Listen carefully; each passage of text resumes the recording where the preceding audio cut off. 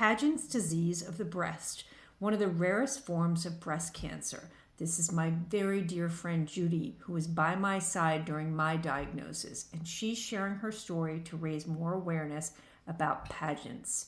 So she said, when something feels off, listen to your gut. She had just received a normal mammogram a month before, but she knew something wasn't right. Only one side of her, I can't say the word, developed cracks, itches, and irritation. She kept being told the same thing, just use this cream. But I refused to accept that, she said. Something inside me knew this just wasn't a skin condition. So Judy pushed for a biopsy. She'll never forget the dermatologist in the town she lived in who grunted her way through the procedure, telling me I was being an alarmist.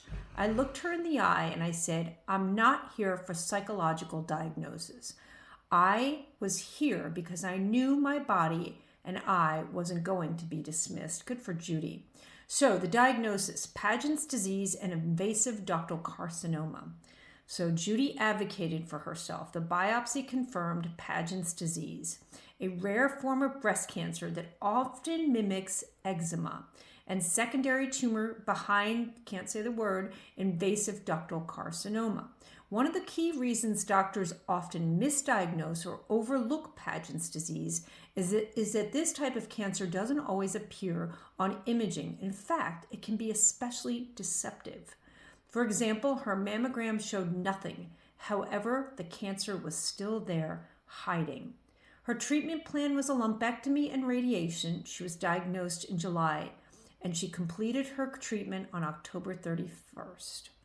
Her plan was a lumpectomy, 6 weeks of radiation, and her lymph nodes were clear. One was removed because it appeared swollen on imaging, but thankfully the swelling was caused by the lumpectomy and not cancer. This July marks Judy's 10-year cancer-free. So here we are in July. Congratulations, Judy. This is what Judy wants people to know. Paget's disease is rare, under-recognized, and easily misdiagnosed, especially when imaging looks normal. That's why self-advocacy is everything, and sharing your story is so important. If you notice any itching, scaling, or changes in that area on one side, don't wait. Ask questions, push for testing, and trust yourself. You know your body better than anyone else. And I want to share with you guys that this rare disease is so important to share and recognize the sneaky symptoms. That I've dedicated a huge project to this with my medical advisor, Dr. Yara Robertson, all about Paget's disease. It is coming very soon. We are in the process of pulling it all together, featuring 4 survivors who were dismissed for several times, and making sure that no woman gets dismissed when they see signs of Paget's disease. Learn, Look, Locate, follow for more.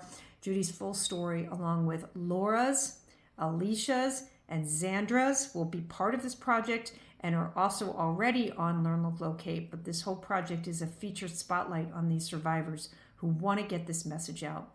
I hope you found this helpful. Thank you, Judy. Learn, Look, Locate. So grateful for you.